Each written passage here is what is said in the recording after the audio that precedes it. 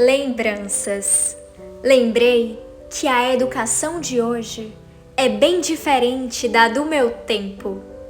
Éramos criados soltos, cada um por si.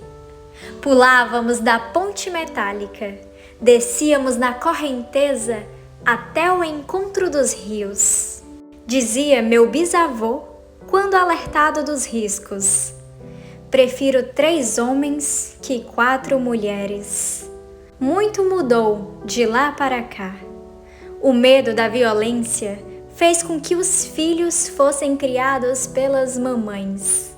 E a consequência é que os homens de hoje não mais se defendem dos perigos e sequer protegem suas mulheres. Lembranças. Poesia de João Freitas Filho.